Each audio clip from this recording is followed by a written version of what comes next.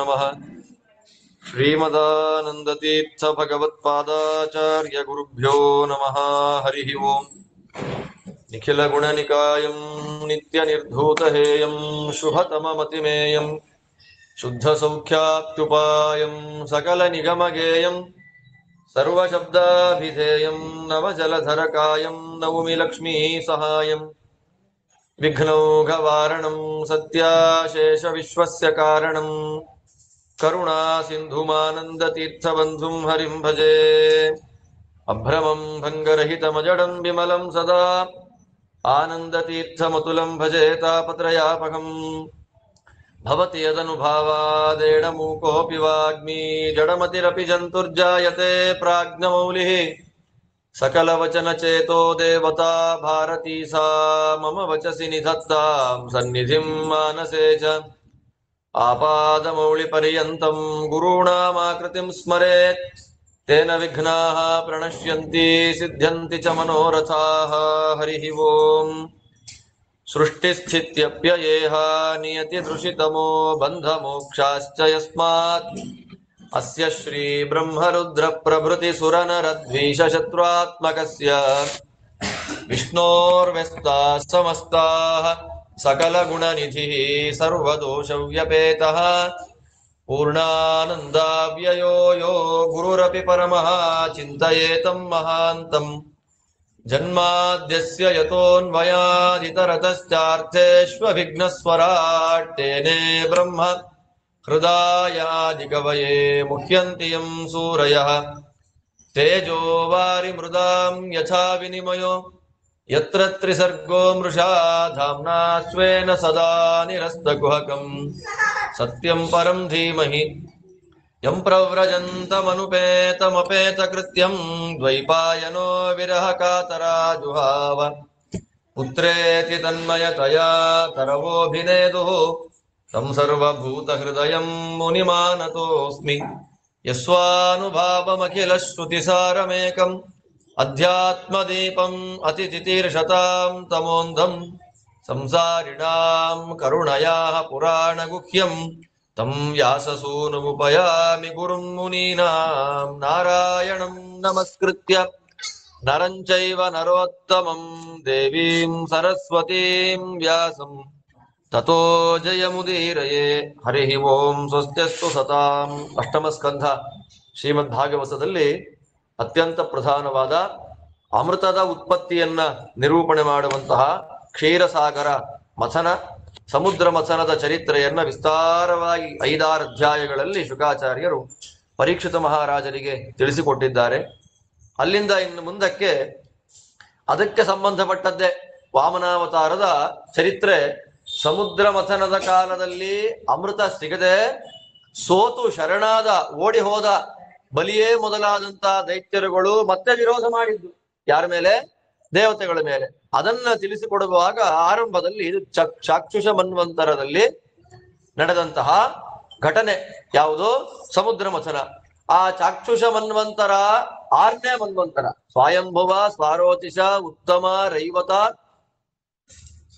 ತಾಪಸ ಚಾಕ್ಷುಷ 6 ಮನ್ವಂತರಗಳು. ಅದಾದ ಮೇಲೆ 7ನೇ ಮನ್ವಂತರ ಅದು ವೈವಸ್ವತ ಮನ್ವಂತರ. 7, 8 ಸೂರ್ಯನ ಮಕ್ಕಳಿಗೆ ಸಂಬಂಧಪಟ್ಟಂತಹ ಮನ್ವಂತರ. ಸೂರ್ಯನಿಗೆ 3 ಹೆಂಡತಿಯರು, ಆ ಒಬ್ಬಳೇ 2 ರೂಪ ತಗೊಂಡ್ಲು. ವಿಶ್ವಕರ್ಮನ 2 ಮಕ್ಕಳು ಸುತೇ ವಿಶ್ವಕರ್ಮಣ ಅಂತ ಇಲ್ಲಿ ಹೇಳುವಾಗ ವಿಶ್ವಕರ್ಮನಿಗೆ ಒಬ್ಳು ಸಂಜ್ಞಾ ಅಂತ ಅವಳ ಹೆಸರು. ಆ ಸಂಜ್ಞಾದೇವಿ ಏನಾದ್ಲು? ಛಾಯೆ ಆದ್ಲು. ಮತ್ತೆ ಆ ಸಂಜ್ಞಾದೇವಿನೇ ವಡವ ಅಂತ ಕುದುರೆ ರೂಪ ತಗೊಂಡ್ಲು. ಇದರಿಂದ ಅಲ್ಲಿ ಸಂಜ್ಞಾದೇವಿಗೆ ಸಂಜ್ಞಾ ರೂಪದಿಂದ 3 ಜನ, ಯಮ, ಯಮಿ, ಶ್ರಾದ್ದ ದೇವ ಅಂತ 3 ಜನ. ಯಮ ಅವನು ದಕ್ಷಿಣ ದಿಕ್ಕಿಗೆ ಅಧಿಪತಿಯಾಗಿ ಎಲ್ಲ ಧರ್ಮರಾಜನಾದ 13-16 ಜನ ಹೆಂಡತಿಯರನ್ನ ಪಡೆದ.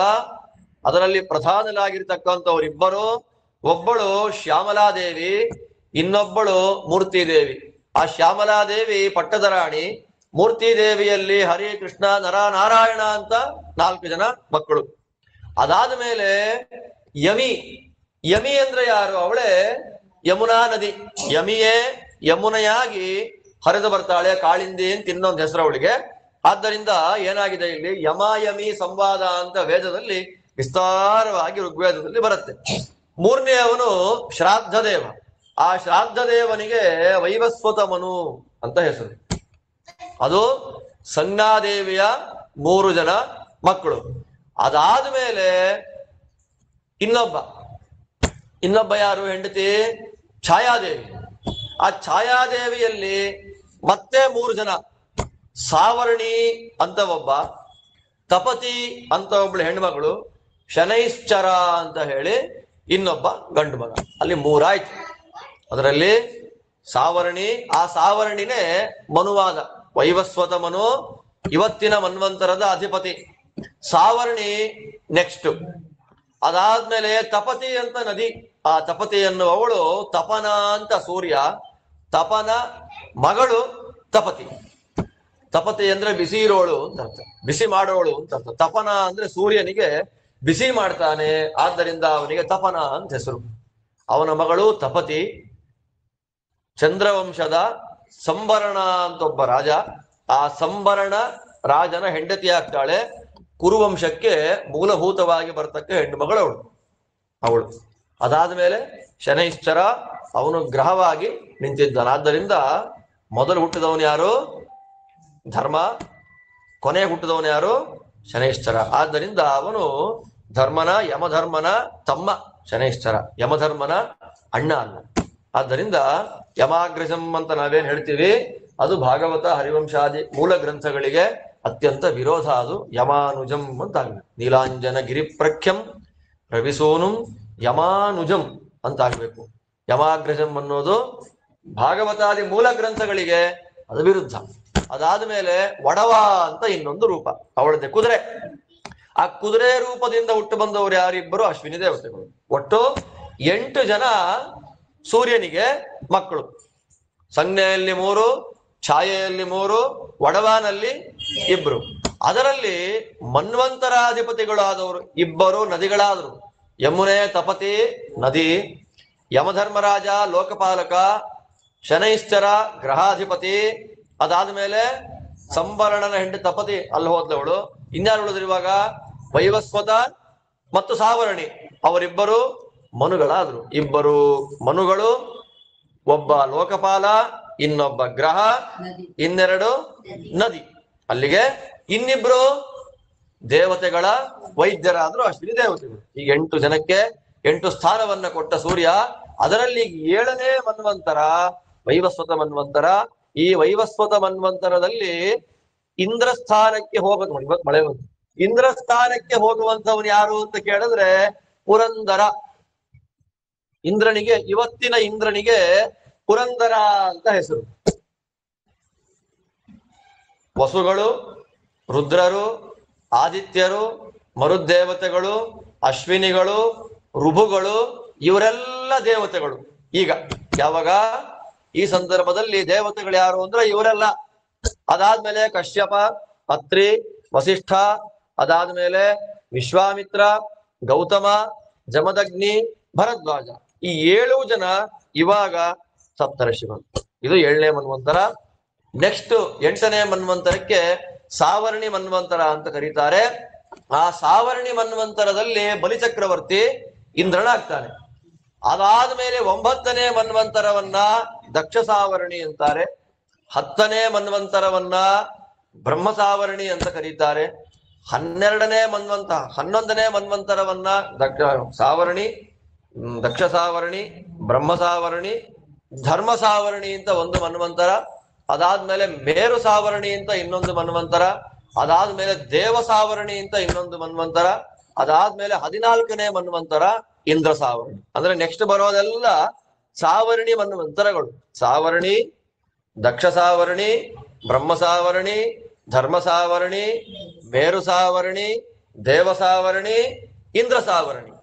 ಒಟ್ಟು 14 ಮನ್ವಂತರ. ಚತುರ್ಮುಖ ಬ್ರಹ್ಮದೇವರ ಒಂದು ದಿನದಲ್ಲಿ 14 ಮನ್ವಂತರಗಳು ತಿರುಗತ್ತೆ. ಆ 14 ಮನ್ವಂತರಗಳ ಆದ್ಮೇಲೆ ಬರುವಂತದ್ದೇ ಮನ್ವಂತರ ಪ್ರಳಯ. ಅಂದ್ರೆ ಒಂದೊಂದು ದಿನಕ್ಕೆ ದಿನಪ್ರಳಯ ದಿನಕಲ್ಪ ಅಂತ ಕರೀತಾರೆ. ಇಂತಹ ವಿಚಿತ್ರವಾದ 14 ಮನ್ವಂತರದಲ್ಲಿ 4 ಯುಗ ಬರುತ್ತೆ.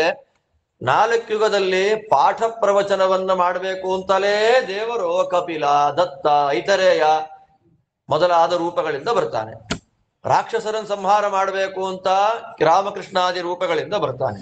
ಯಜ್ಞಯಾಗಗಳನ್ನ ಪಾಠ ಪ್ರವಚನವನ್ನ ಮಾಡಬೇಕು ಅಂತ ವೇದವ್ಯಾಸಾದಿ ರೂಪಗಳಿಂದ ಅವತಾರವನ್ನ ಮಾಡ್ತಾ ದೇವರು ಆಯಾ ಮನ್ವಂತರಗಳಲ್ಲಿ ದುಷ್ಟ ಶಿಕ್ಷಣವನ್ನ ಶಿಷ್ಟ ಪರಿಪಾಲನೆಯನ್ನ ಮಾಡ್ತಾನೆ ಅಂತ ಹೇಳಿದ ಮೇಲೆ ಪರೀಕ್ಷಿತ ಮಹಾರಾಜರು ಕೇಳ್ತಾರೆ, ಸ್ವಾಮಿ ನಾರಾಯಣ ಬಲಿ ಹತ್ತಿರದಲ್ಲಿ ಭಿಕ್ಷೆ ಬೇಡಬೇಕು ಅಂತ ಅವತಾರ ಮಾಡಿದ್ದಂತಲ್ಲ, ಅದು ಯಾಕೆ ಬಂದಿದ್ದು? ಬಳಿಯಲ್ಲಿ ಭಿಕ್ಷೆ ಬೇಡುವಂತ ದರ್ದು ವಾಮನನಿಗೇನು ದೇವರಿಗೇನು ಅಂತ ಕೇಳಿದ್ದಕ್ಕೆ ವಿಸ್ತಾರವಾಗಿ ವಾಮನ ಚರಿತ್ರೆಯನ್ನ ಇಲ್ಲಿ ತಿಳಿಸಿಕೊಡ್ತಾರೆ. ಯಾವ ಚರಿತ್ರೆಯನ್ನ ಕೇಳೋದ್ರಿಂದ ನಾವು ಅಂದುಕೊಂಡ ಕೆಲಸ ಪೂರ್ಣವಾಗಿ ಆಗುತ್ತೆ. ಇಲ್ಲಿ ಹೇಳ್ತಾರೆ, ನಮಗೇನಾದ್ರೂ ಬರ್ಬೇಕಾಗಿದ್ದು, ನಮ್ದು ಅದೇ ಅಲ್ಲ, ಬರ್ಬೇಕಾಗಿದ್ದೇನಾದ್ರೂ ಅಡ್ಡದಲ್ಲೇ ನಿಂತಿದ್ರೆ ವಾಮನ ಚರಿತ್ರೆಯನ್ನ ಕೇಳೋದ್ರಿಂದ ಈಸಿಯಾಗಿ ನಮಗದು ಬಂದ್ಬಿಡುತ್ತೆ. ತತ್ವಜ್ಞಾನ ಬರುತ್ತೆ. ಅನ್ನಕ್ಕೆ ಯಾವತ್ತೂ ಕೊರತೆ ಆಗೋದಿಲ್ಲ, ಬಡತನ ಅನ್ನೋದು ಬರೋದಿಲ್ಲ. ಇದು ವಾಮನ ಚರಿತ್ರೆಯ ವಿಶೇಷವಾದಂತಹ ಫಲ ಅಂತ ನಮಗಿಲ್ಲಿ ತಿಳಿಸಿಕೊಡ್ತಾರೆ. ಯಾವಾಗ ಬಲಿ ಸೋತೋದ, ಬಲಿ ದೈತ್ಯ ರಾಜ ಆದ್ದರಿಂದ ದೈತ್ಯರೆಲ್ಲ ಸೋತು ಬಿಟ್ರು. ಅಮೃತ ಬಂದಾಗ ದೇವತೆಗಳೆಲ್ಲ ಅಮೃತ ಕುಡಿದು ಬಿಟ್ಟಿದ್ದಾರೆ, ದೈತ್ಯರೆಲ್ಲ ಸೋತೋಗಿದ್ದಾರೆ. ಸೋತೋದಾಗ ಬಲಿ ಏನ್ ಮಾಡ್ದ ಅಂದ್ರೆ, ಅವರ ಗುರುಗಳು ಶುಕ್ರಾಚಾರ್ಯರ ಗೋತ್ರ ಭಾರ್ಗವ ಗೋತ್ರ, ಅವ್ರೇನ್ ಮಾಡಿದ್ರು, ಭೃಗು ಮುನಿಗಳ ಎಲ್ಲರನ್ನ ನಮಸ್ಕಾರ ಮಾಡಿ ಸೇವೆ ಮಾಡ್ಲಿಕ್ಕೆ ಶುರು ಮಾಡ್ಬಿಟ್ರು. ಭೃಗುವಂಶದ ಎಲ್ಲ ಋಷಿ ಮುನಿಗಳ ಸೇವೆಯನ್ನ ಮಾಡ್ಲಿಕ್ಕೆ ಶುರು ಮಾಡಿಬಿಟ್ರು.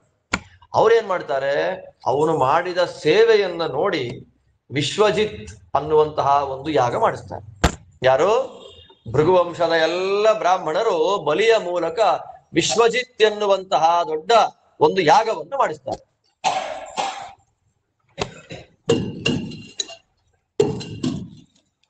ಆ ವಿಶ್ವಜಿತ್ ಯಾಗ ಮಾಡಿದಾಗ ಕೇಳ್ತಾ, ಆ ವಿಶ್ವಜಿತ್ ಅನ್ನುವಂತಹ ಯಾಗವನ್ನ ಮಾಡ್ತಾರೆ.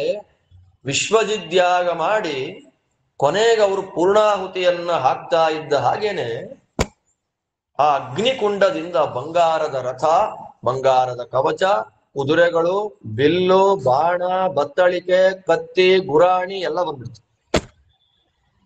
ಎಲ್ಲಿಂದ? ಅಗ್ನಿಕುಂಡ ವಿಶ್ವಜಿತ್ ಯಾಗ ಮಾಡ್ತಿದ್ರಲ್ಲ, ಆ ವಿಶ್ವಜಿದ್ಯಾಗದ ಅಗ್ನಿಕುಂಡದಿಂದಲೇ ಇದೆಲ್ಲ ಮೇಲೆ ಬಂದ್ಬಿಡ್ತು. ಮೇಲ್ ಬಂದ ಮೇಲೆ ನಮಸ್ಕಾರ ಮಾಡಿದ ಅವರಿಗೆಲ್ಲ, ಭೃಗುವಂಶದ ಎಲ್ಲ ಋಷಿಗಳಿಗೆ ನಮಸ್ಕಾರ ಮಾಡಿದ. ಕವಚ ಹಾಕು ಅಂದ್ರು, ಕವಚ ಹಾಕೊಂಡ, ಬಿಲ್ಲು, ಬಾಣ, ಕತ್ತಿ, ಗುರಾಣಿ ತಗೊಂಡ, ರಥದ ಮೇಲೆ ಹತ್ತಿದ.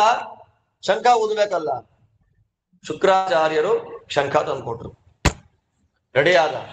ಹಾರ ಹಾಕ್ಬೇಕಲ್ಲ, ಹಾರ ಹಾಕುವರು ಯಾರು? ಪಿತಾಮಹ. ಇವನ ಪಿತಾಮಹ ಯಾರು? ಪ್ರಹ್ಲಾದ ಯಾವತ್ತೂ ಬಾಡದೇ ಇರುವಂತಹ ಕಮಲದ ಮಾಲೆಯನ್ನ ತಂದಾಕ್ತಾರೆ. ನೋಡಿ, ಕಮಲ ಸೂರ್ಯ ಮುಳುಗಿದಾಗ ಅದೇನಾಗ್ಬಿಡುತ್ತೆ, ಮುದುಡು ಹೋಗುತ್ತೆ. ಆದ್ರೆ ಇಲ್ಲಿ ನೋಡಿ, ಅಗ್ನಿಯಿಂದಲೇ ಬಂದ ಮಾಲೆ ಯಾವತ್ತೂ ಮುದುಡೋದೇ ಇಲ್ಲ. ಅಂತಹ ಒಂದು ಕಮಲದ ಮಾಲೆಯನ್ನ ಪ್ರಹ್ಲಾದ ರಾಜ ಮೊಮ್ಮಗನಾದ ಬಲಿಗೆ ಹಾಕ್ತಾನೆ. ಅದನ್ನ ತಗೊಂಡು ಏನ್ ಮಾಡ್ದ, ಎಲ್ಲ ದೈತ್ಯರನ್ನ ಕರೆದ, ಬನ್ರಿ ಅಂತ. ಎಲ್ಲಿ ಹೋಗೋದು? ಸ್ವರ್ಗದ ಮೇಲೆ ದಾಳಿ ಮಾಡೋಣ. ಅವಾಗ ಎಲ್ಲ ಅನ್ಕೊಂಡ್ರು, ಅಮೃತ ಇಲ್ಲ, ಅಮೃತ ಕುಡಿದಿಲ್ಲ, ಏನ್ ಮಾಡೋದು ನಾವು ಅಂದಾಗ ಇವನಂತಾನೆ, ಬಲಿ ಋಷಿಗಳ ಬ್ರಹ್ಮಜ್ಞಾನಿಗಳ ಅನುಗ್ರಹ ನಮ್ಮೇಲಾಗಿದೆ. ನಾವು ನಿರ್ಮಾಣ ಮಾಡಿದ ರಥ ಅಲ್ಲ ಇದು, ಅಗ್ನಿಕುಂಡದಿಂದಲೇ ಮೇಲೆದ್ದು ಬಂದ ರಥ. ಆದ್ದರಿಂದ ಇಂದ್ರಾದಿ ದೇವತೆಗಳನ್ನ ಸೋಲಿಸೋದು ನಮಗ್ ಕಷ್ಟವೇ ಅಲ್ಲ ಅಂತ ಎಲ್ಲರನ್ನ ಕರೆದ. ಬಲಿ ಜೊತೆಯಲ್ಲಿ ರಾಕ್ಷಸರ ಗುಂಪೆ ಅಮರಾವತಿ ಮೇಲೆ ದಾಳಿ ಮಾಡ್ತು. ದೇವಧಾನಿ ಅಲ್ಲಿ ಹೇಳ್ತಾರೆ, ಯಾವ ದಾರಿಯಲ್ಲಿ ಮೋಸ ಮಾಡೋರು, ಸುಳ್ಳು ಹೇಳೋರು, ಶಠರು, ಕಪಟಿಗಳು ಯಾರಿಗೆ ಜಾಗವೇ ಇಲ್ವೋ ಆ ದಾರಿಯಲ್ಲಿ ಯಾರು ಹೋದ್ರು? ರಾಕ್ಷಸಗಳೆಲ್ಲ ಹೋಗ್ತಿದ್ದಾರೆ. ರಾಕ್ಷಸರು ಹೋಗ್ಲಿಕ್ಕೆ ಕಾರಣ ಏನು ಅಂತಂದ್ರೆ ಹೂವಿನ ಜೊತೆನಲ್ಲಿ ನಾರುಗಳು ಹೊರಟೋಗುತ್ತಲ್ಲ, ಹಾಗೆ ಬಲಿ ಇದ್ದಾನೆ. ಆ ಬಲಿಯನ್ನ ಮುಂದೆ ಮಾಡ್ಕೊಂಡು ಇವರೆಲ್ಲ ಸ್ವರ್ಗಕ್ಕೆ ಹೋದ್ರು. ಒಳಗೆ ಹೋಗ್ಲಿಲ್ಲ, ಸ್ವರ್ಗದ ಬಾಗಿಲಲ್ಲಿ ನಿಂತುಕೊಂಡು ಶಂಖ ಊದ್ತಾನೆ ಬಲಿ. ಶಂಖ ಊದ್ತಾ ಇದ್ದ ಹಾಗೆ ಇಂದ್ರದೇವರಿಗೆ ಭಯ ಶುರುವಾಯಿತು. ಇಲ್ಲ, ಅಮೃತವನ್ನ ಕೊಡದೆ ಸೋಲಿಸಿ ಕಳಿಸಿದ್ರು ನಮ್ಮ ಎದೆ ನಡಗಿಸುವಂತ ಶಂಖ ಊದ್ತಾ ಇದ್ದಾನಲ್ಲ ಇವನು. ಬೃಹಸ್ಪತಿಗಳೇ, ಎಲ್ಲಿಂದ ಬಲ ಬಂತು ಇವನಿಗೆ ಅಂತ ಕೇಳಿದಾಗ, ಬ್ರಹ್ಮ ಬಲಪ್ಪ ಇವನಿಗೆ. ವೇದ ಅಧ್ಯಯನ ಮಾಡಿದ ಬ್ರಾಹ್ಮಣರ ಭೃಗು ಗೋತ್ರದ ಎಲ್ಲ ಋಷಿ ಮುನಿಗಳ ಬಲ ಇವನಿಗೆ ಬಂದಿದೆ. ಆದ್ದರಿಂದ ಯಾವುದನ್ನ ಬೇಕಾದ್ರೆ ತಡ್ಕೋಬಹುದು. ವೇದಗಳಿಂದ ಬಂದ ಬಲ ಇದೆಯಲ್ಲ, ಅದರ ವಿರೋಧವನ್ನ ಮಾಡ್ಕೊಳ್ಬೇಡ. ನಿನ್ನಂಥವನಲ್ಲ, ನಿನಗೇ ನಿಂತ್ಕೊಳ್ಲಿಕ್ಕಾಗೋದಿಲ್ಲ. ದೇವರನ್ನ ಬಿಟ್ಟು ಇನ್ಯಾರಿಗೂ ಬಲಿಯನ್ನ ಎದುರಿಸಿ ನಿಂತ್ಕೊಳ್ಳಿಕ್ಕೆ ಸಾಧ್ಯವಿಲ್ಲ. ಆದ್ದರಿಂದ ಯುದ್ಧದ ಆಸೆ ಬಿಟ್ಟು ಬಿಡು. ಮತ್ ನಾವ್ ಏನ್ ಮಾಡ್ಬೇಕು ಇವಾಗ ಅಂತಿದ್ದಕ್ಕೆ, ನಿಧಾನವಾಗಿ ಊರ್ ಬಿಟ್ಟು ಹೊಟ್ಟೋಗೋಣ. ಎಲ್ಲಿ ಹೋದ್ರು ದೇವತೆಗಳು ಹೆಂಗ್ ಹೋದ್ರು ಅಂದ್ರೆ ಕಾಮರೂಪಿಣ ಅಂತ.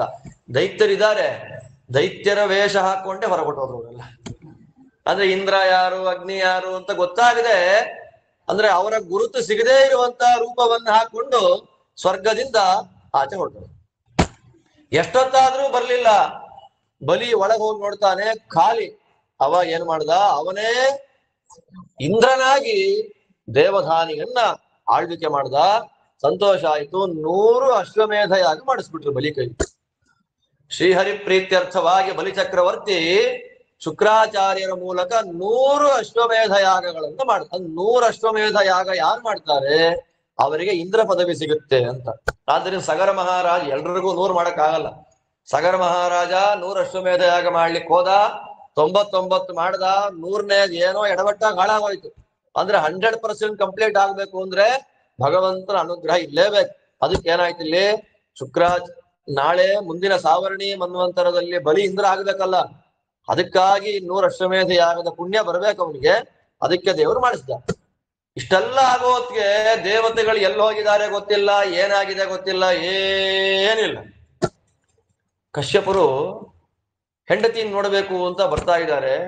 ಅಕ್ಕಪಕ್ಕದಲ್ಲಿ 2 ಮನೆ, ಸವತಿಯರ ಮನೆ.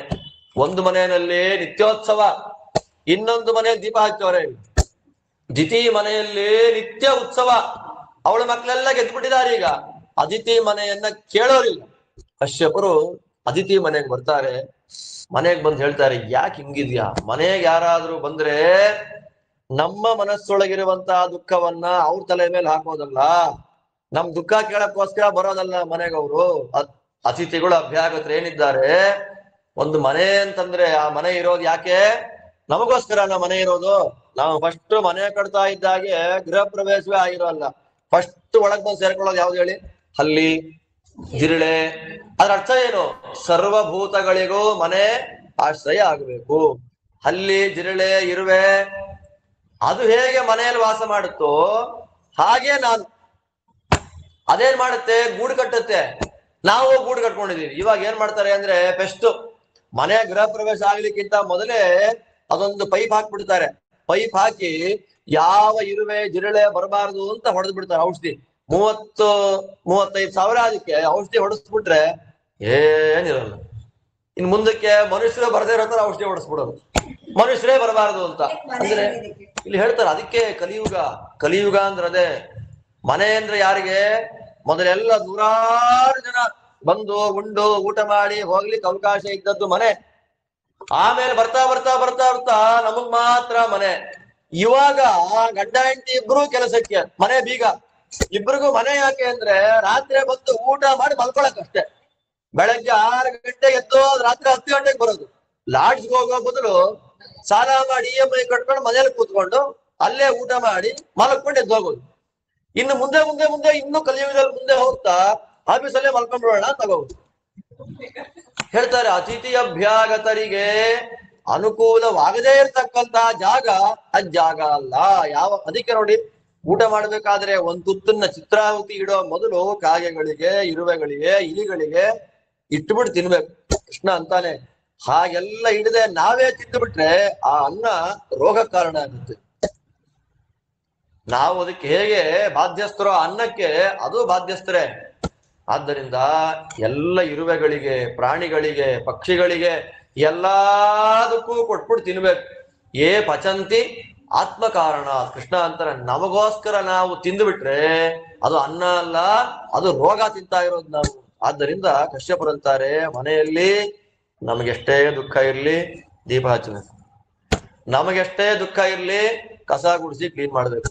ಆದ್ದರಿಂದ ಮನೆಗಳಿಗೆ ಹೋದ್ರೆ ಕೊಳೆಯಾಗಿದ್ರೆ, ಕಸವಾಗಿದ್ರೆ, ದೀಪ ಹಚ್ಚಿಲ್ಲ, ಹೂವು ಹಾಕಿಲ್ಲ ಅನ್ನೋಂಗಿದ್ರೆ ಅದ್ರ ಇಂಡಿಕೇಟ್ ಏನ್ ಮಾಡತ್ತದು, ಮನೆಯವ್ರ ಮನಸ್ಸು ಸರಿಗಿಲ್ಲ ಅಂತ.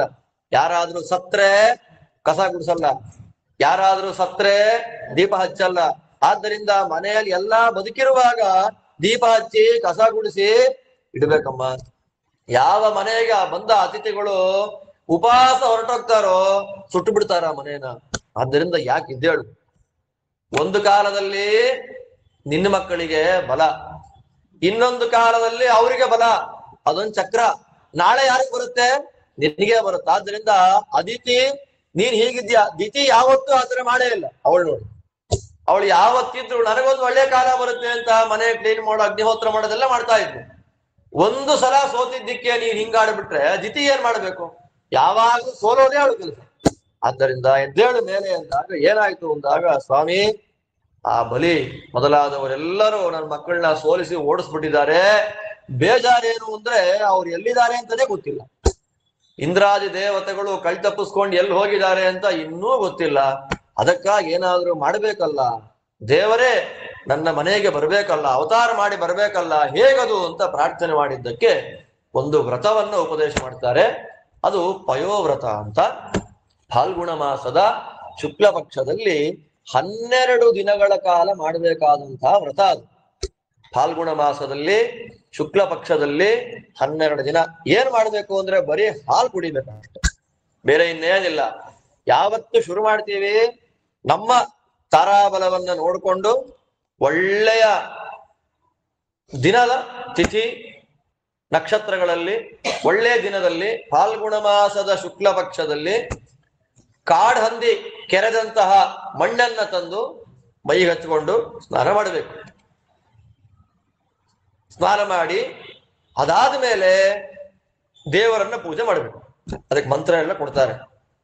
ಪೂಜೆ ಮಾಡಿ ಪ್ರತಿನಿತ್ಯ ಹಾಲನ್ನದಲ್ಲಿ ಕ್ಷೀರಾನ್, ಅದು ನಿಜವಾಗಿ ಪಾಯಸ ಅಂತ ಕರೀತಾರೆ, ಆ ಪಾಯಸದಲ್ಲಿ ಹೋಮ ಮಾಡಬೇಕು. ಏನ್ ಮಿಕ್ಕಿರತ್ತೆ ಅದನ್ನ ವಿದ್ವಾಂಸರಿಗೆ, ದೇವಬ್ರಾಹ್ಮಣರಿಗೆ ಕೊಟ್ಟು ಅದರಲ್ಲಿ ಮಿಕ್ಕಿದ್ದನ್ನ ತಿನ್ಬೇಕು. ಪಾಯಸ ತಿನ್ಲಿಕ್ಕೆ ಆಗ್ಲಿಲ್ಲ, ಹೋಮ ಮಾಡ್ಲಿಕ್ಕೆ ಆಗ್ಲಿಲ್ಲ ಅಂದ್ರೆ ಏನ್ ಮಾಡ್ಬೇಕು? 1 ಲೋಟ ಹಾಲು ಕುಡಿಬೇಕು. 12 ದಿನ ಏನ್ ಮಾಡ್ಬೇಕು? ಬರೀ ಹಾಲಲ್ಲೇ ಇರ್ಬೇಕು. ಹಾಗೆ ಮಾಡಿದ್ರೆ ನಿನ್ನ ಸಂಕಲ್ಪ ಪೂರ್ಣ ಆಗುತ್ತೆ ಅಂತ ಮಂತ್ರವನ್ನೆಲ್ಲ ಉಪದೇಶ ಮಾಡ್ತಾರೆ.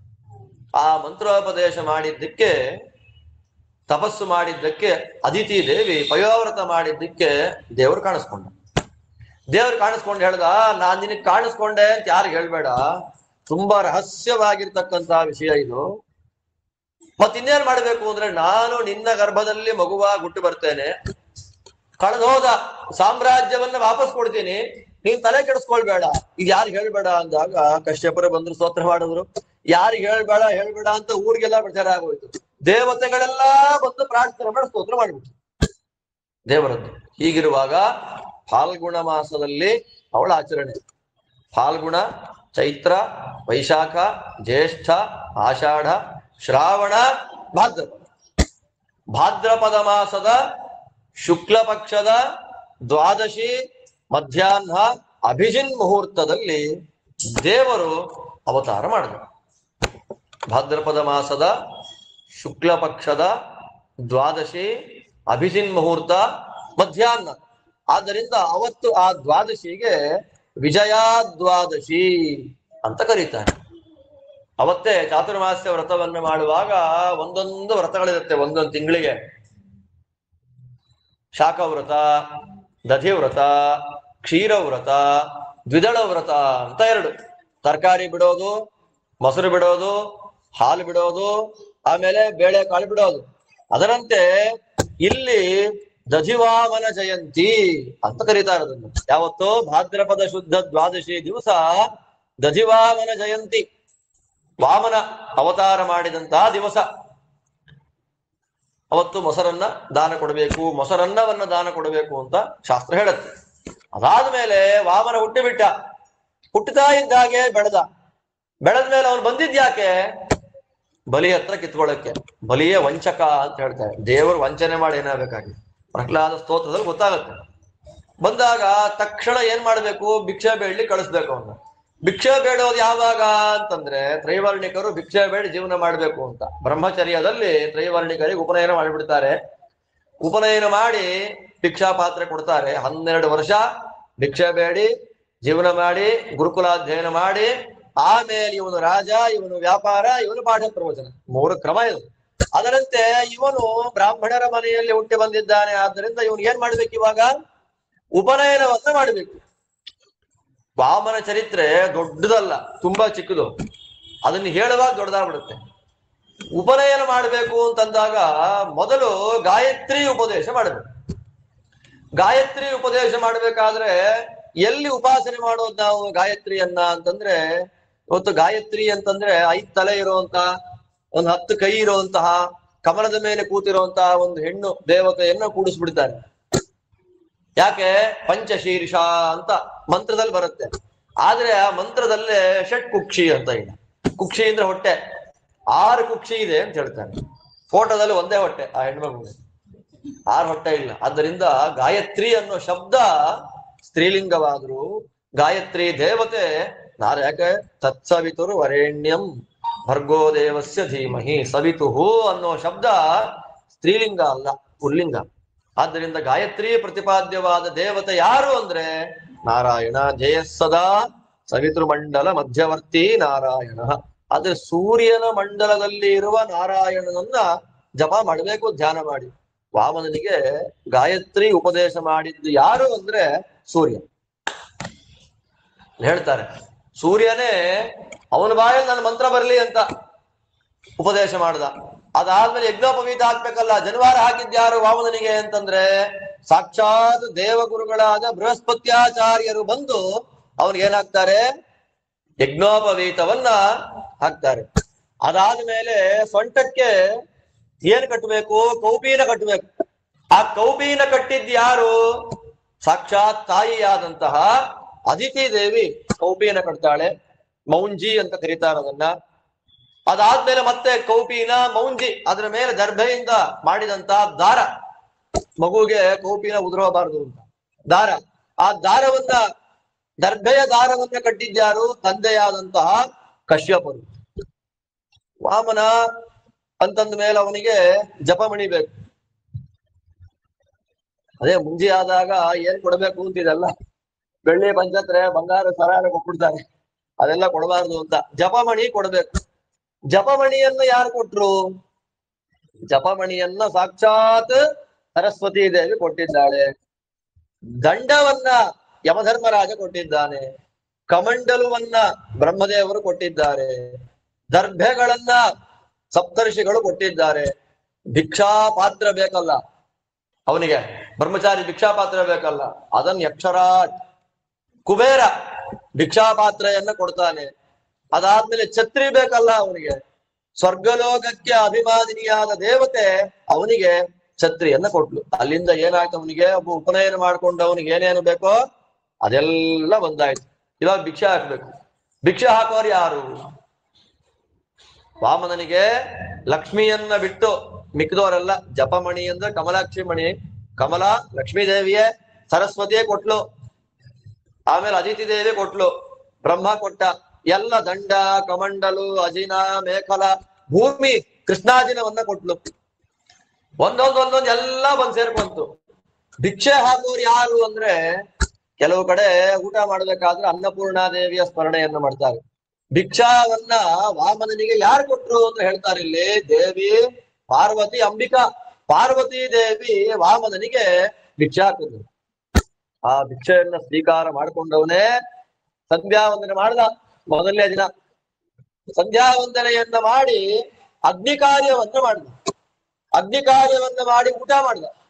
ಊಟ ಮಾಡಿದ್ಮೇಲೆ ನಾನು ಏನ್ ಮಾಡ್ಬೇಕು ಇವಾಗ ಅಂತ ಕೇಳಿದ್ದಕ್ಕಂದ್ರು, ಇಲ್ಲೇ ನರ್ಮದಾ ನದಿ, ಆ ನರ್ಮದಾ ನದಿಯ ಉತ್ತರ ದಿಕ್ಕಿನಲ್ಲಿ ಭೃಗು ಕಚ್ಚ ಅಂತ ಒಂದು ಪ್ರದೇಶ, ಇವತ್ತದನ್ನ ಭರೂಚ್ ಅಂತ ಕರೀತಾರೆ.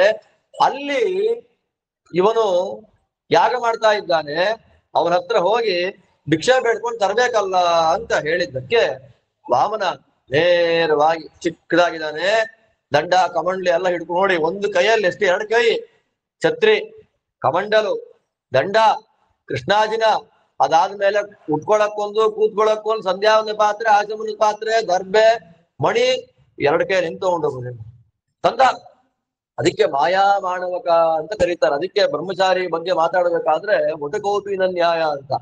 ಒಟಕೋಪಿನ ನ್ಯಾಯ ಅಂದ್ರೆ ಮುಂದೆ ಕಟ್ಕೊಂಡ್ರೆ ಹಿಂದೆ ಬಿದ್ದೋಗತ್ತೆ, ಹಿಂದೆ ಕಟ್ಕೊಂಡ್ರೆ ಮುಂದೆ ಬೀಳತ್ತೆ, ಅದನ್ನ ಕತ್ಕೊಳ್ಳೋಣ ಅಂತ ಹೋದ್ರೆ ದಂಡ ಕೆಳಗ್ ಬೀಳತ್ತೆ, ಅದು ಬಿಟ್ಟರೆ ಕಮಂಡ್ಲ ಬೀಳತ್ತೆ. ಅದಕ್ಕೆ ಏನ್ ಮಾಡಿದ್ರು, ಭಿಕ್ಷೆಗೆ ಒಂದು ಜೋಳಿಗೆ ಕೊಟ್ಬಿಟ್ರು. ಆ ಜೋಳಿಗೆ ಒಳಗೆ ಎಲ್ಲ ಹಾಕೋ, ನೀನ್ ತಗೊಂಡ್ ಹೋಗು ಅಂತ. ಅದಕ್ಕೆ ಉಪನಯನ ಮಾಡಿದಾಗ ಜೋಳಿಗೆ ಕಟ್ತಾರೆ, ಭಿಕ್ಷೆ ಮಾಡಿದ್ದೆಲ್ಲ ಒಳಗೆ ಹಾಕೊಳ್ಳಪ್ಪ. ಹಾಗೆ ಬಂದ ಮೇಲೆ ಭರೂಚ್ ಕ್ಷೇತ್ರಕ್ಕೆ ಬಂದ ಭೃಗು ಕಚ್ಚಕ್ಕೆ ವಾಮನ. ಅವನು ಬರ್ತಾ ಇದ್ದಾಗೆ ಭೃಗುಗೋತ್ರದ ಎಲ್ಲ ಮುನಿಗಳಿಗೆ ಮಂತ್ರಗಳು ಸ್ವಲ್ಪ ಆಚೆ ಈಚೆ ಆಗೋಯ್ತು. ದೊಡ್ಡವನ್ ಬಂದಲ್ಲ, ಅವನ ತೇಜಸ್ಸಿನ ಮುಂದೆ ಕಳಾಹೀನರಾದ್ರು ಇವರೆಲ್ಲ. ಕಳಾಹೀನರಾದ ಮೇಲೆ ಒಳಗ್ ಪ್ರವೇಶ ಮಾಡ್ದ. ಬಲಿ ಎದ್ದ, ಬಾರಪ್ಪ ನಿನ್ನಂಥವನ್ ನೋಡಿ ತುಂಬಾ ಸಂತೋಷ ಆಯ್ತು, ಏನ್ ಬೇಕು ಅಂತ ಕೇಳಿದ್ದಕ್ಕೆ ಅವನು ಕೇಳ್ದ, ನಿನ್ನ ವಂಶ ತುಂಬಾ ದೊಡ್ಡದಪ್ಪ. ಅಂದ್ರೆ ಮಾಯಾ ಮಾಣವಕ ಅಂದ್ರೆ ಮೋಸ ಮಾಡುವ ಒಟು, ಮಾಣವಕ ಅಂದ್ರೆ ಬ್ರಹ್ಮಚಾರಿ, ಮಾಯಾ ಅಂದ್ರೆ ಮೋಸ ಮಾಡುವ ಒಟ್ಟು ಇವನು. ನಿನ್ನ ವಂಶ ಎಷ್ಟು ದೊಡ್ಡದು, ನಿಮ್ಮ ಚಿಕ್ಕ ಮುತ್ತಾತ ಭೂಮಿಲೆಲ್ಲ ಸುತ್ತಾಕಿದ್ರು ಕೂಡ ಅವನಿಗೆ ಸಮಾನನಾದ ವೀರ ಇನ್ನೊಬ್ಬ ಇಲ್ಲ. ಅದಕ್ಕೋಸ್ಕರ ವಿಷ್ಣು ಏನ್ ಮಾಡ್ಬೇಕಾಯ್ತು, ಹಂದಿ ವೇಷ ಹಾಕೊಂಡು ಬಂದು, ಇವನೇ ವಿಷ್ಣುನೇ ಮಾತಾಡ್ತಿರೋದು, ಹಂದಿ ವೇಷ ಹಾಕೊಂಡು ಬಂದು ನಿಮ್ಮ ಚಿಕ್ಕ ಮುತ್ತಾತನನ್ನ ಕೊಲ್ಬೇಕಾಯ್ತು. ಇಂಥ ಮಹಾನುಭಾವ. ನಿಮ್ಮ ಮುತ್ತಾತ, ಸಾಕ್ಷಾತ್ ಮುತ್ತಾತ, ತಮ್ಮನನ್ನ ಕೊಂದ ಸೇಡನ್ನು ತೀರಿಸ್ಕೊಳ್ಬೇಕು ವಿಷ್ಣು ಮೇಲೆ ಅಂತ ಊರೆಲ್ಲ ಹುಡುಕಾಡ್ತಾನೆ, ಎಲ್ಲೂ ಸಿಗ್ಲಿಲ್ಲ. ಎಲ್ಲಾ ಕಡೆ ಬಚ್ಚಿಟ್ಕೊಂಡ ವಿಷ್ಣು, ಜಾಗ ಸಿಗ್ಲಿಲ್ಲ ಅಂತ ಕೊನೆಗೆ ಏನ್ ಮಾಡ್ದ, ನಿಮ್ಮ ಮುತ್ತಾತನ ಒಳಗೆ ಸೇರ್ಕೊಂಡ್ಬಿಟ್ಟ. ಗೊತ್ತೇ ಆಗ್ಲಿಲ್ಲ ಅವನಿಗೆ. ಕೊನೆ ಕಂಬದಿಂದ ಬಂದು ಮೋಸ ಮಾಡಿ ನಿಮ್ ಮುತ್ತಾತನ್ ಕೊಲ್ಬೇಕಾಯ್ತು. ನೇರವಾಗಿ ಕೊಲ್ಲಕ್ಕಾಗ್ಲಿಲ್ಲ ದೇವರಿಗೆ, ವಿಷ್ಣುವಿಗೆ ಹೇಳೋದ್ ನೋಡಿ. ಅದಾದ್ಮೇಲೆ ನಿಮ್ಮ ತಾತ ಎಂಥ ಮಹಾನುಭಾವ, ಅವನ ಹೆಸರನ್ನ ದೇವತೆಗಳ ಸಭೆಯಲ್ಲಿ ದೇವತೆಗಳೇ ಮಾತಾಡ್ತಾರೆ. ಪ್ರಹ್ಲಾದ ದೊಡ್ಡ ಮಹಾನುಭಾವ, ದೊಡ್ಡ ಜ್ಞಾನಿ. ನಿಮ್ಮಪ್ಪ ವಿರೋಚನ, ಅವನೂ ಮಹಾನುಭಾವನೆ. ಇದು ನೀನು ಕೆಳಗೆ ಅಂದ್ರೆ ಈ ಮಾತನ್ನ ಕೇಳ್ತಾ ಇದ್ದ ಕೊಟ್ಬಿಡ್ಬೇಕಲ್ಲ ದಾನ. ಆ ತರ ಮಾತು, ವಂಶವನ್ನೆಲ್ಲ ಸ್ತೋತ್ರ ಮಾಡಿ, ನಾನೀಗ ಕೇಳಿದವರಿಗೆ ಇಲ್ಲ ಅಂತ ಹೇಳಿದ್ದೇ ಇಲ್ಲ ನಿಮ್ ಮನೆಯಲ್ಲಿ, ನಾನು ಬಂದಿದ್ದೀನಿ, ಕೊಡು. ಏನ್ ಕೊಡಬೇಕು ಅಂದಿದ್ದಕ್ಕೆ 3 ಹೆಜ್ಜೆ ಭೂಮಿ ಕೊಡು ಅಂದಾಗ ಬಲಿ ಅಂತಾನೆ, ಇಷ್ಟೆಲ್ಲಾ ವಂಶ ಹೊಗಳಿ 3 ಹೆಜ್ಜೆ ಕೊಡುವಂತೆಲ್ಲ, ನಿನ್ ಮುಂಜೆಯಾಗಿ ಎಷ್ಟು ದಿನ ಆಯ್ತು, ಓದಿದ್ಯಾ ಇಲ್ವಾ ಅಂತ ಕೇಳ್ತಾನೆ. ಅವಾಗಂತಾನೆ, ಯಾರಿಗೆ 3 ಹೆಜ್ಜೆನಲ್ಲೇ ತೃಪ್ತಿ ಇಲ್ಲ ಅವರಿಗೆ 3 ಲೋಕ ಕೊಟ್ರು ತೃಪ್ತಿ ಆಗೋದಿಲ್ಲ. ಮೊದಲು 3 ಕೊಡು, ಅದು ಮಿಕ್ಕಿದ ಉಳಿದ್ರೆ ಆಮೇಲೆ ಕೊಡುವಂತೆ ಅಂತಂದಾಗ ಶುಕ್ರಾಚಾರ್ಯರು ಬಂತಾರೆ, ಇದು ಅದಿತಿ ಕಶ್ಯಪರಲ್ಲಿ ಅವತಾರ ಮಾಡಿದ ವಟುವಾಮನ, ನಿನ್ ಹತ್ರ ಕಿತ್ಕೊಳ್ಬೇಕು ಅಂತಲೇ ಬಂದಿದ್ದಾನೆ, ಕೊಡಬೇಡ ಅಂತಂದ್ರು. ಕೊಡಬೇಡ ಅಂತಂದಾಗ ಅವನಂತ, ಯಾರ ಪ್ರೀತಿಗೋಸ್ಕರ ಕರ್ಮಗಳನ್ನ ಮಾಡ್ತೇವೋ ಅವನೇ ಬಂದು ಕೊಡು ಅನ್ನುವಾಗ ಯಾಕೆ ಕೊಡಬಾರದು, ನಾನು ಕೊಟ್ಟೇ ಕೊಡ್ತೀನಿ, ವಿಂಧ್ಯಾವಳಿ ಬಾ ನೀರ್ ಹಾಕು ಅಂದಾಗ ಶಾಪ ಕೊಟ್ರು. ನನ್ನ ಮಾತನ್ನ ನೀನ್ ಕೇಳಲಿಲ್ಲ, ನಿನ್ ಸಂಪತ್ತು ನಾಶ ಆಗ್ಲಿ. ಅಂದ್ರೆ ಯಾರ ಆಶೀರ್ವಾದದಿಂದ ಸಂಪತ್ತು ಬಂತು, ಅವರ ಆಶೀರ್ವಾದದಿಂದಲೇ ಸಂಪತ್ತು ಇವನಿಗೆ ಏನಾಯ್ತು ಅಂದ್ರೆ ಒಂದು ಕಾರಣ. ವಾಮನ ಕಿತ್ಕೊಳ್ಲಿಕ್ಕೆ ಏನು ಕಾರಣ, ಒಂದು ಸಲ ವೇದವನ್ನ ತಿಳಿದ ಜ್ಞಾನಿಗಳು ತಥಾಸ್ತು ಅಂತ ಕೊಟ್ರೆ ದೇವ್ರು ಕಿತ್ಕೊಳ್ಳಲ್ಲ, ಅವರೇ ನಿನ್ನ ಹತ್ರ ಹಾಳಾಗ್ಲಿ ಇರ್ಬೇಕು. ಅಲ್ಲಿ ತನಕ ದೇವರೇ ಕಿತ್ಕೊಳಕ್ ಬರಲ್ಲ, ತೋರಿಸ್ತಾನೆ. ಯಾರ ಅನುಗ್ರಹದಿಂದ ಸಂಪತ್ತು ಬಂತೋ ಅವರೇ ಶಾಪ ಕೊಟ್ರು. ಶಾಪ ಕೊಟ್ಟ ಮೇಲೆ ವಿಂಧ್ಯಾವಳಿ ಗಿಂಡಿಯಲ್ಲಿ, ಇದರ ಮಧ್ಯೆ ಏನೆಲ್ಲ ಕಥೆ ಹೇಳ್ತಾರೆ ಶುಕ್ರಾಚಾರ್ಯರು, ಗಿಂಡಿ ಒಳಗೆ ಹೋಗಿ ಸೇರ್ಕೊಂಡ್ಬಿಟ್ರು. ಅವಾಗ ವಾಮನ ಏನ್ ಮಾಡ್ದ, ಕಣ್ಣಿಂದ ಅವನು ಏನ್ ಮಾಡ್ಬಿಟ್ಟ, ಚುಚ್ಚಿಬಿಟ್ಟ. ಚುಚ್ಚಿದಾಗ ಒಂದು ಕಣ್ಣು ಹಿಂಗಾಗೋಯ್ತು. ಅವತ್ತು ಶುಕ್ರಾಚಾರ್ಯರಿಗೆ ಒಕ್ಕಣ್ಣು ಅಂತ ಶುಕ್ರಾಚಾರ್ಯರು ದೇವತೆಗಳು. ಶುಕ್ರಾಚಾರ್ಯರು ಸಾಮಾನ್ಯರಲ್ಲ, ಅವರು ದೇವತೆಗಳು. ಎಂಥ ದೊಡ್ಡ ಸ್ಥಾನ ತಾರತಮ್ಯದಲ್ಲಿ ಅವರಿಗೆ. ಅವ್ರ ಅಂಗ ನ್ಯೂನತೆ ಆಯ್ತು, ಕಣ್ಣು ಹೋಯ್ತು ಅಂತಂದ್ರೆ ಅಪಚಾರ ಮಾಡಿದ್ ಯಾರಿಗೆ? ನಾವು ದೊಡ್ಡ ವೇದ ಓದಿದ ಜ್ಞಾನಿಗಳವರು, ದೇವ್ರ ಜೊತೆ ಮಾತಾಡೋರು, ಅವರು ಗಿಂಡಿ ಒಳಗೆ ಸೇರ್ಕೊಂಡು ಮಾಡ್ಬೇಕಾ? ಶುಕ್ರ ಅವರಿಂದ ಅಭಿಮನ್ಯಮಾನವಾದ ಒಂದು ಗ್ರಹ ನಮ್ಮ ಜಾತಕದಲ್ಲಿ ಒಳ್ಳೆಯ ಜಾಗದಲ್ಲಿದ್ರೆ ನಾವೆಲ್ಲ ಹೊರಟೋಗ್ತೀವಿ ಮೇಲಿಕ್ಕೆ. ಅದೊಂದಿತ್ತು ಅಂದ್ರೆ ವಿದ್ಯೆ, ಅದೊಂದಿತ್ತು ಸಂಪತ್ತು, ಎಲ್ಲ ಬರೋದೇ ಶುಕ್ರನಿಂದ ಅಲ್ವಾ? ಅಂತ ಒಂದು ಗ್ರಹಾಭಿಮಾನಿಯೇ ಹಿಂಗೆ ಅನ್ಬೇಕಾದ್ರೆ ಮೂಲ ಶುಕ್ರಾಚಾರ್ಯರ ಮಹತ್ವ ಎಷ್ಟು ದೊಡ್ಡದು ಆಲೋಚನೆ ಮಾಡಬೇಕು. ದೇವಯಾನಿಯ ತಂದೆ, ಅಲ್ಲಿಂದ ಇನ್ನು ಮುಂದೆ ಬಂದ ಯದು, ಕೃಷ್ಣದೇವರ ವಂಶಾವಳಿ ನೋಡ್ಕೊಂಡು ಹೋದ್ರೆ ಕೃಷ್ಣದೇವರ ವಂಶಾವಳಿಗೆ ಮೂಲಭೂತವಾಗತಕ್ಕಂತ ಯದುವಿನ ತಾಯಿ ದೇವಯಾನಿ, ಆ ದೇವಯಾನಿಯ ತಂದೆ ಶುಕ್ರಾಚಾರ್ಯ. ಹಾಗೆ ನೋಡ್ಕೊಂಡ್ರೆ ಕೃಷ್ಣ ಶುಕ್ರಾಚಾರ್ಯರ ಮಗಳ ದೋಹಿತ್ರ ವಂಶದಲ್ಲಿ ಬರತಕ್ಕಂತ ವ್ಯಕ್ತಿ. ಆ ಪುಣ್ಯ ಎಲ್ಲೋ ಕೇಳಿ. ಅದರಿಂದ ಅಂತ ಅವರು ಅಪಚಾರ ಮಾಡುವಂತವ್ರಲ್ಲ ಜ್ಞಾನಿಗಳು. ಬಕ್ಕಣ್ ಶುಕ್ರಾಚಾರಿ ಹಾಗೆ ಹೀಗೆ ಅಂತೆಲ್ಲ ಮಾತಾಡಿ ದೊಡ್ಡವರಿಗೆ ಅಪಚಾರವನ್ನ ಯಾವತ್ತಿಗೂ ಮಾಡಬಾರದು. ಈ ದೃಷ್ಟಿಯಲ್ಲಿ ಅವನು ಕೃಷ್ಣಾರ್ಪಣ ಅಂತ ಕೃಷ್ಣನ ಕೈಯಲ್ಲೇ ಬಿಟ್ಟಾಗ ನೋಡ್ತಾ ನೋಡ್ತಾ ನೋಡ್ತಾ ನೋಡ್ತಾ ನೋಡ್ತಾ ವಾಮನನಾಗಿದ್ದವನು ತ್ರಿವಿಕ್ರಮನಾಗಿ ಬೆಳೆದ್ಬಿಟ್ಟ. ಒಂದು ಹೆಜ್ಜೆಯಿಂದ ಕೆಳಗಿನ ಲೋಕಗಳನ್ನೆಲ್ಲ ಆಕ್ರಮಣ ಮಾಡ್ತಾನೆ, ಇನ್ನೊಂದು ಹೆಜ್ಜೆ ಮೇಲೆ ಹೋಗ್ತಾ ಇದೆ. ಭೂಲೋಕ ದಾಡ್ತು ಭುವರ್ಲೋಕ, ಅಲ್ಲಿದ್ದ ಜ್ಞಾನಿಗಳು ನಮಸ್ಕಾರ ಮಾಡ್ತಾರೆ. ಸುವರ್ಲೋಕ, ವಿಷ್ಣು ಪಾದ ಎಲ್ಲೆಲ್ಲಿ ಹೋಗತ್ತೆ ಅಲ್ಲೆಲ್ಲ ಸನಕಾದಿಗಳು ಫಾಲೋ ಮಾಡ್ಕೊಂಡು ಹೋಗ್ತಾರೆ. ಫಾಲೋ ಮಾಡ್ಕೊಂಡು ಹೋಗಿ ಹೋಗಿ ಹೋಗಿ ಹೋಗಿ ಕೊನೆಗೆ ಬ್ರಹ್ಮಲೋಕವನ್ನು ದಾಟಿ ಮೇಲೆ ಹೋಯ್ತು. ಲಕ್ಷ ಯೋಜನ ವಿಸ್ತಾರವಾದ ಬ್ರಹ್ಮಾಂಡದ ಒಂದು ಕರ್ಪರ, ಅದನ್ನ ಸೀಳ್ಬಿಡ್ತು ಹೆಬ್ಬೆರಳು. ಒಂದು ಕಲ್ಪದಲ್ಲಿ ಎಡಗಾಲು ಅಂತಾರೆ, ಇನ್ನೊಂದು ಕಲ್ಪದಲ್ಲಿ ಬಲಗಾಲು ಅಂತಾರೆ. ಆ ಹೆಬ್ಬೆರಳಿನ ಉಗುರು ತಾಕಿದ್ದಕ್ಕೆ ಆ ಬ್ರಹ್ಮಾಂಡದ ಚಿಪ್ಪು ಒಡೆದು ಹೊರಗಿದ್ದಂತ ನೀರು ಒಳಗೆ ಬಂತು. ಒಳಗೆ ಬಂದಾಗ ಬ್ರಹ್ಮದೇವರು ಕಮಂಡಲುವಿನಲ್ಲಿ ಹಾಕಿ ಪಾದ ಪೂಜೆಯನ್ನು ಮಾಡಿದ್ರು. ಆ ಪಾದದ ಜಲವೇ ಇವತ್ತೇನಾಗಿದೆ? ಗಂಗಾದೇವಿ. ತಸ್ಯ ಭಗವತ ಸಾಕ್ಷಾತ್ ಯಜ್ಞಲಿಂಗಸ್ಯ ವಿಷ್ಣೋರ್ ವಿಕ್ರಮತೋ ವಾಮ ಪಾದಾಂಗುಷ್ಠ ನಖ ನಿರ್ಭಿನ್ನೋರ್ಧ್ವಾಂಡ ಕಟಾಹ ಪ್ರವರೇಣ ಅಂತಃಪ್ರವಿಷ್ಟ ಯಾ ಬಾಹ್ಯ ಜಲಧಾರ ಅಂತ ಪಂಚಮಸ್ಕಂದ ಭಾಗವತದಲ್ಲಿ ಭಾಗೀರಥಿ ಗದ್ಯ ಅಂತ ಧ್ರುವ ಪ್ರತಿನಿತ್ಯದಲ್ಲಿಯೂ ಕೂಡ ಅವನು ಆಚಮನ ಮಾಡ್ಲಿಕ್ಕೆ ಉಪಯೋಗ ಮಾಡುವಂತಹ ನೀರು. ಆದ್ದರಿಂದ ಆಕಾಶ ಗಂಗಾ ಅಂತ ಅದನ್ನ ಕರೀತಾರೆ. ಅವತ್ತು ಹೇಳಿದ್ದೇನು ಕಾಣುತ್ತೆ, ಭೂಮಿಯಲ್ಲಿ ವಾಸ ಮಾಡುವ ಜನಗಳಿಗೆ ಅವಾಗವಾಗ ಆಕಾಶಗಂಗೆಯಲ್ಲಿ ಸ್ನಾನ ಮಾಡುವ ಅವಕಾಶ ದೇವತೆಗಳು ಕೊಡ್ತಾರೆ. ಸೂರ್ಯ ಬೆಳಕಿರುವಾಗ, ಬೆಳಕಿನ ಸಂದರ್ಭದಲ್ಲೇ ಬಿಸಿಲಿರುವಾಗ ಮಳೆ ಬಂದ್ರೆ ನೇರ ಸ್ವರ್ಗದಿಂದ ಬಿದ್ದ ಆಕಾಶಗಂಗಾ ನೀರದು. ಅದರಲ್ಲಿ ಹಾಗೆ ಸ್ನಾನ ಮಾಡಿ ನೀರನ್ನು ಎತ್ತಿಟ್ಕೊಂಡು ಮಡಿಯಲ್ಲಿ ಬೆಳಗ್ಗೆ ದೇವರಿಗೆ ಅಭಿಷೇಕ ಮಾಡುದು. ಅಷ್ಟು ಶುದ್ಧವಾದ ಶುದ್ಧ ಆಕಾಶಗಂಗಾ ನೀರದು. ಅವಾಗ ಯಾವಾಗಲೂ ಒಂದ್ಸಲ ಬರುತ್ತೆ, ಮಳೆ ಇದ್ದಾಗ ಬರುತ್ತೆ, ಬಿಸಿಲಿದ್ದಾಗ ಬರುತ್ತೆ ಮಳೆ. ಗಂಗಾ ನದಿ ಹುಟ್ಟಿ ಬಂದಿದ್ದಾಳೆ. ತ್ರಿವಿಕ್ರಮ ಹಾಗೆ ನಿಂತ್ಕೊಂಡ, ಅಷ್ಟತ್ರ ನಿಂತ್ಕೊಂಡ. ಬ್ರಹ್ಮಾದಿ ದೇವತೆಗಳೆಲ್ಲ ಅವರ ಸ್ತೋತ್ರ ಮಾಡ್ತಾರೆ. ಪ್ರಹ್ಲಾದರಾಜರು ಬನ್ನಿ ಸ್ತೋತ್ರ ಮಾಡ್ತಾರೆ.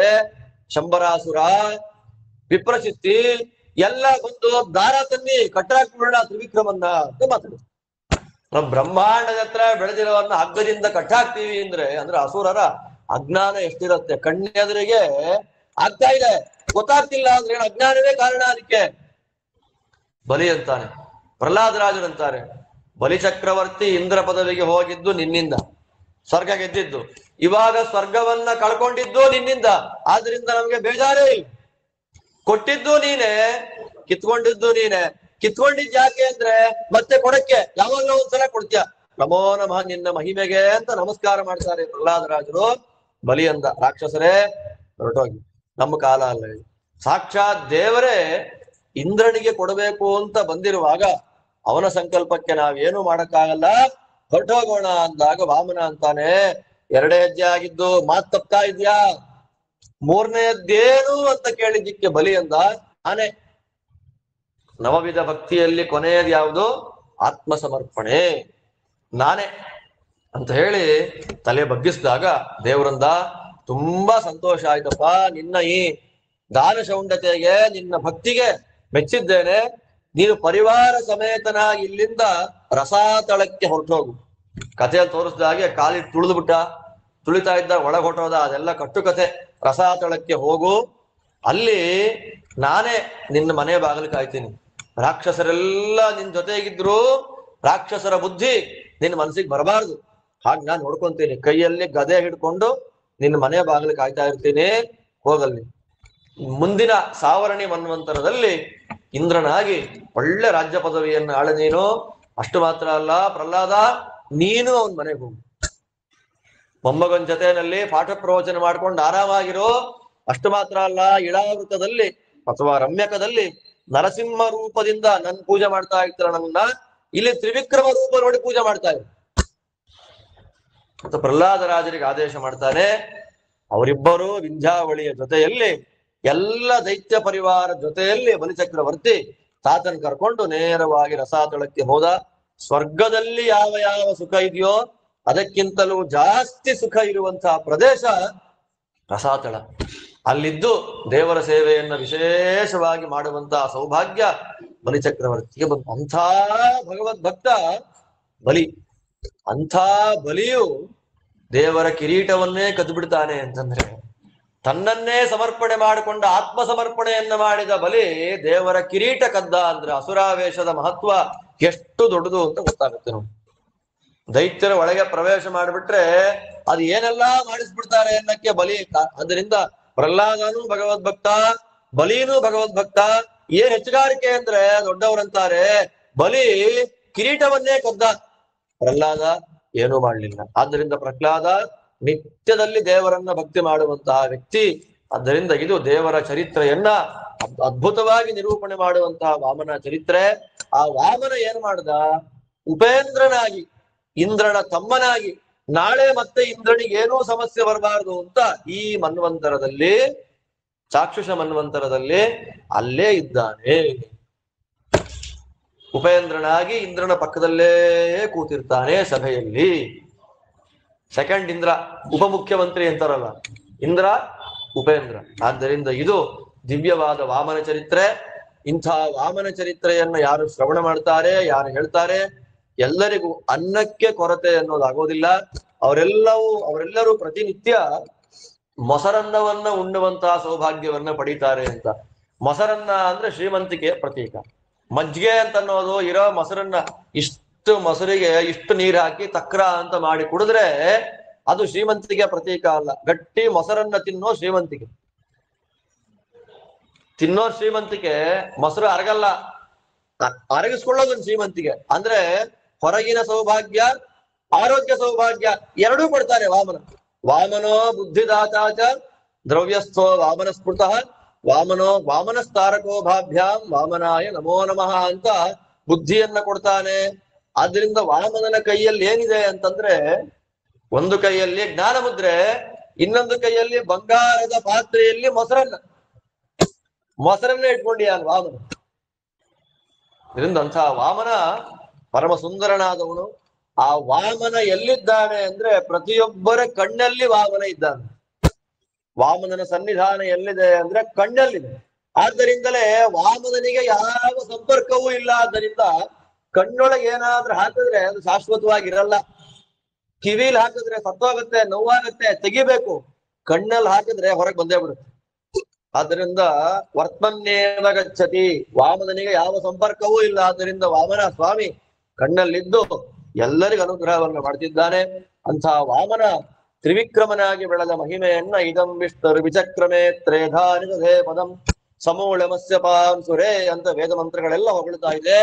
ಅಂಥ ವಾಮನ ತ್ರಿವಿಕ್ರಮ ರೂಪದಿಂದ ತಿರುಕೈಲೂರು ಮೊದಲಾಗಿರ್ತಕ್ಕಂತಹ ದಿವ್ಯ ಕ್ಷೇತ್ರಗಳಲ್ಲಿ ಸನ್ನಿಹಿತನಾಗಿದ್ದು ಅಲ್ಲಿರುವ ಎಲ್ಲ ಭಕ್ತರಿಗೆ ಅನುಗ್ರಹ ಮಾಡ್ತಾ, ಯಾತ್ರೆ ಮಾಡುವಂತ ನಮ್ಮಂತವರಿಗೆ ವಿಶೇಷ ಅನುಗ್ರಹವನ್ನು ಮಾಡ್ತಾ ಸ್ವಾಮಿ ನೆಲೆಸಿದ್ದಾನೆ ಆಯಾ ಕ್ಷೇತ್ರಗಳಲ್ಲಿ ಅಂತ ಚಿಂತನೆ ಕೊಡ್ತಾರೆ. ಆದ್ದರಿಂದ ವಾಮನ ಚರಿತ್ರೆ ಕೇಳೋದ್ರಿಂದ ಮೊದಲೇ ಹೇಳಿದ ಹಾಗೆ ಅಂದುಕೊಂಡ ಕೆಲಸ ತಡೆ ಇರುವಂತಹ ಎಲ್ಲವೂ ನಮಗೇನಾದ್ರೂ ಹೊರಗಿಂದ ಬರ್ಬೇಕಾದ್ರೆ ಇಂದ್ರನಿಗೆ ಬರ್ಬೇಕಾಗಿತ್ತು. ನಮಗಷ್ಟು ಬರಲ್ಲ, ಬಂದ್ರೂ ಉಳಿಯಲ್ಲ, ತಗೊಳಕ್ಕಾಗಲ್ಲ. ನಮ್ಮ ಯೋಗ್ಯತೆ ಎಷ್ಟು ಬರಬೇಕೋ ಅಲ್ಲೇ ತಡೆ ಹಿಡಿದ ದುಡ್ಡು, ಕಾಸು, ವಿದ್ಯೆ ಏನೇ ಇರಲಿ ಅದೆಲ್ಲವೂ ಕೂಡ ವಾಮನ ಚರಿತ್ರೆಯ ಶ್ರವಣ ಮಾತ್ರದಿಂದಲೇ ಬರುತ್ತೆ. ಯಜ್ಞ ಮಾಡಿಸುವಾಗ ವಾಮನನ ಕಥೆ ಹೇಳಬೇಕಂತೆ. ಅಷ್ಟು ಮಾತ್ರ ಅಲ್ಲ, ಶ್ರಾದ್ದ ಮಾಡುವಾಗ ವಾಮನ ಚರಿತ್ರೆ ಇಲ್ಲಿ ಹೇಳ್ತಾರೆ. ದೈವೇ ಪಿತ್ರೇಚ ಕರ್ತವ್ಯಂ. ಯಾಕೆ ಅಂದ್ರೆ ಗಂಗಾ ತೀರದಲ್ಲಿ ಶ್ರಾದ್ದ ಮಾಡ್ತೀನಿ ಅಂತ ಹೇಳೋದು. ಗಂಗಾ ಜನಕನಾದಂತಹ ತ್ರಿವಿಕ್ರಮನ ಕಥೆ ಕೇಳಿಬಿಟ್ರೆ ಎಲ್ಲ ಬರ್ತಾರೆ. ದೈವ ಮದುವೆ, ಉಪನಯನ, ಗೃಹ ಪ್ರವೇಶ, ಯಜ್ಞ, ಯಾಗ ಎಲ್ಲ ಸಂದರ್ಭಗಳಲ್ಲಿ ವಾಮನ ಕಥೆ ಕೇಳಬೇಕು. ಶ್ರಾದ್ದ ಮಾಡುವಾಗ ವಾಮನ ಚರಿತ್ರೆಯನ್ನ ವಿಶೇಷವಾಗಿ ಶ್ರವಣ ಮಾಡಬೇಕು. ಹೀಗೆಲ್ಲ ಮಾಡೋದ್ರಿಂದ ಅಭೀಷ್ಟವಾದ ಫಲ ಎಲ್ಲ ಬಂದು ಭಗವಂತ ಉದ್ಧಾರ ಮಾಡ್ತಾನೆ ಅಂತ ಇಲ್ಲಿ ತಿಳಿಸಿಕೊಡ್ತಾರೆ. ಇಲ್ಲಿಗೆ ಎಷ್ಟು ಅವತಾರಗಳಾಯ್ತು? ವರಾಹ, ನರಸಿಂಹ, ಅದಾದ್ಮೇಲೆ ವಾಮನ, ಕೂರ್ಮ, ಇಷ್ಟಾಯ್ತು. ಚಾಕ್ಷುಷ ಮನ್ವಂತರದ ಕೊನೆಯಲ್ಲಿ ಸತ್ಯವ್ರತ ಅಂತ ಒಬ್ಬ ರಾಜ ನದಿಯಲ್ಲಿ ಸ್ನಾನ ಮಾಡಿ ಅರ್ಘ್ಯ ಪ್ರದಾನವನ್ನು ಮಾಡಬೇಕಾದ್ರೆ ಬಂಗಾರದ ಬಣ್ಣದ ಒಂದು ಮೀನು ಅವನ ಕೈಗೆ ಬಂತು. ಮೀನು ಬಂದ್ರೆ ಮೈಲಿಗೆ ಅದು ಅಂತ ಹೊರಗೆ ಹಾಕ್ಬೇಕು ಅಂತ ನೋಡುವಾಗ ಮೀನು ಮಾತಾಡ್ತು, ನನ್ನ ಆಚೆ ಹಾಕ್ಬೇಡ, ನಂಗೆ ಭಯ ಆಗತ್ತೆ. ಮನೆಗೆ ತಂದು ಇಟ್ಕೊಂಡ. ಮಾರನೇ ದಿನ ಬೆಳಗ್ಗೆ ಯಾವ ಪಾತ್ರೆಗೆ ಹಾಕಿದ್ನೋ ಆ ಪಾತ್ರೆ ತುಂಬಾ ಆಗಿದೆ. ಸರೋವರಕ್ಕೆ ಹಾಕ್ದ, ಅದ್ರ ತುಂಬಾ ಆಯ್ತು. ನದಿಗೆ ಹಾಕ್ದ, ನದಿ ತುಂಬಾ ಆಯ್ತು. ಎತ್ಕೊಂಡೋಗಿ ಸಮುದ್ರಕ್ಕೆ ಹಾಕಿದ, ದೊಡ್ಡದಾಗಿ ಬೆಳೀತು. ಅವನಿಂದ ನೀನ್ ಸಾಮಾನ್ಯವಾದ ಮೀನಲ್ಲ. ಅದಕ್ಕೆ ಮೀನಂತೂ ಇಲ್ಲಿಂದ ಕರೆಕ್ಟಾ ಇನ್ನೊಂದು ವಾರಕ್ಕೆ ಮನ್ವಂತರ ಪ್ರಳಯ, ಚಾಕ್ಷುಷ ಮನ್ವಂತರದ ಪ್ರಳಯ ಆಗುತ್ತೆ. ಅವಾಗ ನೆಕ್ಸ್ಟ್ ಕಲ್ಪಕ್ಕೆ ಬೇಕಾದ ಪದಾರ್ಥಗಳನ್ನೆಲ್ಲ ಇಟ್ಕೊಂಡು ರೆಡಿಯಾಗಿ ಒಂದು ಶಿಪ್ಪಲ್ಲಿ ಕೂತಿರು. ನಾನು ಬಂಗಾರದ ಬಣ್ಣದ ಮೀನಾಗಿ, ಒಂದು ಕೊಂಬಿರೋ ಮೀನಾಗಿ ಬರ್ತೀನಿ. ನನ್ನ ಕೊಂಬು ಹಗ್ಗ ಕಟ್ಟು ಸುತ್ತ ತಿರುಗಾಡಿಸ್ತೀನಿ, ಇನ್ ಕಾಪಾಡ್ತೀನಿ ಅಂತ ಹೇಳಿದ ಹಾಗೆ ಸಪ್ತರ್ಷಿಗಳು ಎಲ್ಲರನ್ನ ಇಟ್ಕೊಂಡು ರೆಡಿಯಾಗಿದ್ದ. ಪದಾರ್ಥ ಎಲ್ಲ ಇತ್ತು. ಮನ್ವಂತರ ಪ್ರಳಯ ಆಯ್ತು. 3 ಲೋಕ ತುಂಬಾ ನೀರು ತುಂಬೋಯ್ತು. ಮೀನು ಬಂತು, ಮೀನಿನ ಕೊಂಬಿಗೆ ಕಟ್ಟಿದ್ದಾನೆ, ತಿರುಗಾಡ್ತಾ ಇದ್ದ. ಋಷಿ ಮುನಿಗಳೆಲ್ಲ ದೇವರನ್ನ ಧ್ಯಾನ ಮಾಡ್ತಾರೆ. ಇವನಿಗೆ ಬೋರ್ ಆಗ್ತಾ ಇದೆ. ಬೋರ್ ಆಗದೆ ಇರ್ಲಿ ಅಂತಾಲೆ ಮೀನು ಕಥೆ ಹೇಳ್ತಾವ. ಆ ಕಥೆಯೇ ಮತ್ಸ್ಯ ಪುರಾಣ ಅಂತ ಪ್ರಸಿದ್ಧವಾಗಿದೆ. ಅಂತ ಕಥೆಯನ್ನು ಹೇಳಿ ಆ ಸತ್ಯವ್ರತ ಮಹಾರಾಜನನ್ನ ಉದ್ಧಾರ ಮಾಡ್ತು. ಆ ಮನ್ವಂತರ ಪ್ರಳಯ ಆದ್ಮೇಲೆ ನೆಕ್ಸ್ಟ್ ಬಂದದ್ದೇ ಇನ್ನೊಂದು ಮನ್ವಂತರ, ವೈವಸ್ವತ ಮನ್ವಂತರ. ಆ ಸತ್ಯವ್ರತ ಮಹಾರಾಜನೇ ಸೂರ್ಯನ ಮಗನಾಗಿ ವೈವಸ್ವತ ಮನುವಾಗಿ ಹುಟ್ಟಿ ಈಗಿನ ನಮ್ಮ ಮನ್ವಂತರಕ್ಕೆ ಅಧಿಪತಿಯಾಗಿದ್ದಾನೆ. ನಾವು ವೈವಸ್ವತ ಮನ್ವಂತರೆ ಅಂತ ನಾವೇನ್ ಹೇಳ್ತೀವಲ್ಲ, ಈಗ ಇನ್ನು ಒಟ್ಟು 72 ಮನ್ವಂತರಗಳು, ಅದು 72 ಮಹಾಯುಗ ಒಂದು ಮನ್ವಂತರಕ್ಕೆ. ಈಗ 28ನೇ ಕಲಿಯುಗ. 38, 48, 58, 68, 69, 70, 71, 72. ಇನ್ನು 44 ಮಹಾಯುಗ ಕಳೆದ ಮೇಲೆ ಇವನ್ ತಮ್ಮ ಸಾವರ್ಣಿ ಬರ್ತಾನೆ.